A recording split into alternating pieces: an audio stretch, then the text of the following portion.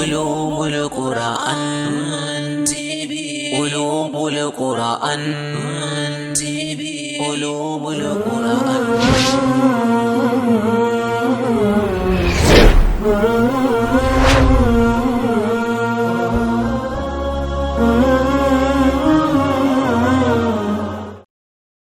إن الحمد لله نحمده تعالى ونستعينه ونستهديه ونستغفره ونعوذ به من شرور أنفسنا وسيئات أعمالنا من يهده الله فلا مضل له ومن يضلل فلن تجد له وليا مرشدا وأشهد أن لا إله إلا الله وحده لا شريك له وأشهد أن نبينا محمدا عبده ورسوله وصفيه وخليله بلغ الرسالة وأدى الأمانة ونصح الأمة وكشف الغمة وتركنا على المحجة البيضاء ليلها كنهارها لا يزيغ عنها إلا هالك فصلى الله على هذا النبي الكريم وعلى آله وصحبه وسلم تسليما كثيرا ثم أما بعد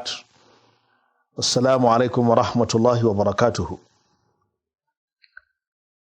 dukkanin godiya sun tabbata ga Allah madaukin sarki mai kowa mai komai wanda ya kaddara saduwar mu a wannan lokaci kuma a wannan gidan TV na Ulumul Qur'an TV domin ci gaba da karatun da muka soma a makon da ya gabata. ‘Yan uwana musulmi idan ba ku manta ba, mun soma bayani game da saukowar Alƙur'ani mai girma zuwa ga wannan al'umma ɗin. Kuma mun yi bayani cewar Alƙur'ani mai girma yana da sauka a matakai guda uku. Mataki na farko saukowarsa zuwa ga Allahul Mahfuz, Allahn nan tsararre, sannan kuma mataki na biyu shine saukowarsa daga wannan Allahn zuwa sama ta farko, na ƙarshe shine saukan Alƙur'ani mai girma daga sama ta farko zuwa ga manzon Allah sallallahu alaihi wasallam cikin shekaru 23, 13 a Makka, shekaru 10 kuma a Madina. Mun yi bayanin hikimar abin da ya sa Allah madaukin sarki ya sauka da Alƙur'ani kacokansa zuwa sama ta farko kafin a saukarwa manzo Allah sallallahu alaihi wasallam, wanda ba haka aka saba saukarwa sauran annabawan ba. Mushrikai sun ce, Allah ya ce wa qala alladhina kafaru laula unzila alaihi alqur'anu jumlatan wahida. Yace kafirai sun ce, mai yasa shi manzon Allah sallallahu alaihi wasallam ba a saukar masa da wannan alqur'ani kacokan lokaci guda yadda aka yi wa sauran annabawa ba. Sai Allah ya ce kazalik, mun saukar da shi a rarrabe yadda kuka gan shi domin wata manufa.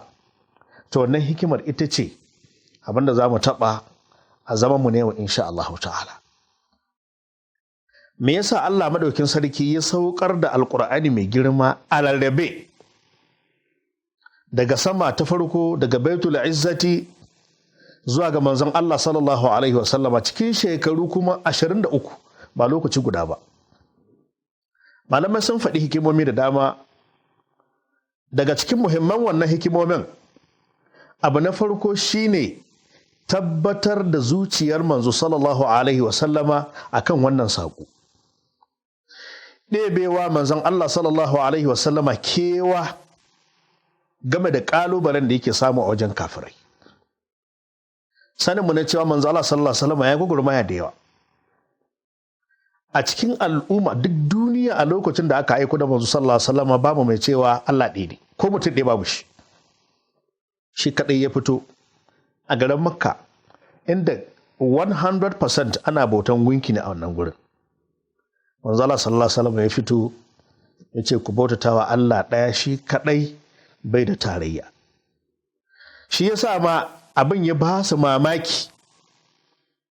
Allah ya ce Sad wal Qur'ani dhi dhikr bal alladhina kafaru fi izzatin wa shiqaq, har zuwa inda suke cewa inna hadha la shay'un ujab. abin mamaki ne so a gurin su a ce alqur'ani ya zo ya ce Allah ɗaya ne. A wani gurin Allah ya ce qaf wal qur'anil majid bal ajibu an ja'ahum mundirun minhum wa qala al kafiruna hadha shay'un ajib. Kafirai sun ce wannan abin mamaki ne a ce manzo ya fito daga cikin su kuma ya zo ya ce Allah ɗaya ne. Ta saboda haka manzo Allah sallallahu alaihi wasallam ya fuskanci gwagwarmaya da kalubale daga makiyansa da yawa. Wani lokacin an jefe shi an ce shi mahaukaci ne, to sai Allah ya saukar masa da aya daidai wannan lokacin ya ɗebe mai kewa, ya kwantar masa da hankali, ya ce da su ma sahibukum bi majnun, dan wannan ku ai ba mahaukaci bane, sako aka bashi ya kawo muku. Wani lokaci su ce mawaki ne, sai Allah ya saukar masa da aya daidai wannan lokacin, ya ce wa ma allamnahu shi'ra wa ma yanbaghi la, ba mu ilmantar da shi waƙa ba kuma bai dace a ce manzon Allah yana waƙa ba. Wani lokacin a ce ai shi ma boka ne, Allah subhanahu ta'ala ya mayar musu da martani ya ce wala bi qawli kahin, wannan ba maganar boka bane, wannan saƙo ne daga Allah subhanahu wata'ala. Ta saboda haka yana daga cikin hikimar abin da yasa aka saukar da Qur'ani a rarrabe domin kwantarwa manzo Allah sallallahu alaihi wasallam da hankali. Anda an saukar masa lokaci guda, to duk lokacin da wani abu zai faru ai ba wahayi kuma mai saukowa, ba za a iya kwantar masa da hankali ba. Manzo Allah sallallahu alaihi wasallam akwai lokacin da yake karkashin Ka'aba yana bautatawa Allah, wani ya zo ya shaƙe shi, ya shaƙi wuyarsa har sai da rigarsa ta mai alama a wuyarsa. Abubakar ya zo ya ce a taqtuluna rajulan an yaqula rabbi Allah, za ku kashe mutum don kawai ya ce ubangiji na Allah ne kuma shi kaɗai zan bautatawa. Manzo Allah sallallahu alaihi wasallam an taɓa yin lokacin da yake bauta a ƙarshen Ka'aba da ya sujjada, sai wani kafiri ya je ɗebo hanjin raƙulmi mai datti daga bola ya zo ya ɗora mai a doron bayansa.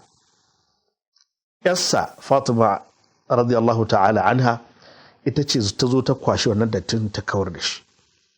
Ta saboda haka Allah madaukakin sarki yana kwantarwa manzonsa da hankali, irin wannan lamarin da yake faruwa da kai ba kai kaɗai ba ne, dukkan annabawan da suka zo haka abin ya faru da su, suka ci gaba da haƙuri har lokaci zuwa lokacin da Allah ya bada nasara.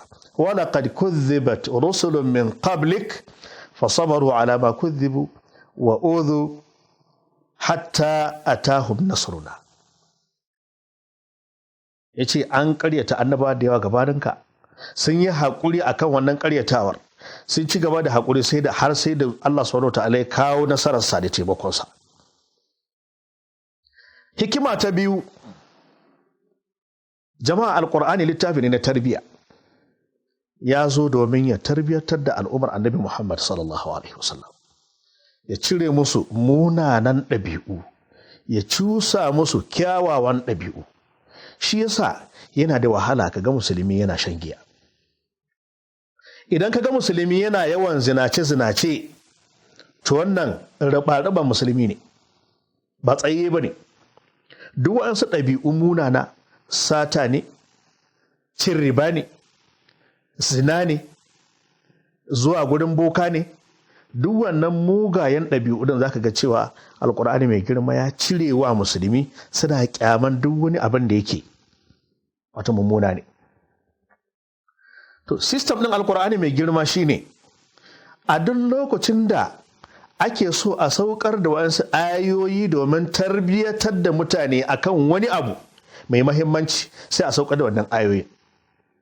Duk wani lokacin da wani abu mummuna ya faru na ɗabi'u, sai a saukar da ayoyi. Kuma ka ce ka cire mutum daga munanan ɗabi'unsa zuwa kyawawan ɗabi'u, ba abin rana guda ba ne, ba abin da za a saukar da littafi ka cokan a ce ku daina komai lokaci guda ba ne. Ai shi sa hadisi yazo cikin sahih Bukhari, Aisha radiyallahu anha take cewa farkon abin da ya fara sauka na alqur'ani mai girma a garin Makka sune mufassal, ayoyi da suke cusa mutane aqida ku sani tukuna Allah ɗaya ne. A lokacin da suke Makka ba ce musu giya haramun ne ba ce musu caca haramun ne ba ce musu zina haramun ne ba. A'a, har sai da mutane suka dahu da tarbiya, suka tarbiyantu, suka yarda da Allah za su yi amfani da umarninsa. To daga nan sai aka zo aka ce kakku sha giya, kakku yi zina, kakku yi sata. Aisha take cewa an da farkon abin da ya fara saukowa fil fatratul makkiyya shine la tasnu la tasriqu laqala an-nasu lan nada'a zina abada lan nada'a sariqata abada. Da mutane sun ce su ba za su bar zina ba su bar sata. Kuma shi yasa idan muka ɗauki alal misali shan giya, yaya Allah madaukin sarki ya hana shan giya cikin alkur'ani mai girma? Hatta fil fatratil madaniyya din matakai ne daban-daban guda 3 aka haramta shan giya. Manzala sallallahu alaihi wasallam ya zo ya samu larabawa suna shan giyansu, sai ce musu ku ce Allah ɗaya ne ku yi sallah. Suka yarda Allah ɗaya ne kuma suna sallah, amma kowa yana da randarsa na giya a ɗakinsa yana sha. Sahabbai yawanci suna da randuna da drum na giya a ɗakunan suna sha. Farkon musulunci manzo Allah bai hana su ba, har zuwa lokacin da wani bawan Allah ya zo ya tambayi manzon Allah sallallahu alaihi wasallam, wannan giyan da ake sha yake bugar da kwakwalen mutane suna fita a hayyacinsu, wai mai hukuncinsa addinin musulunci ne?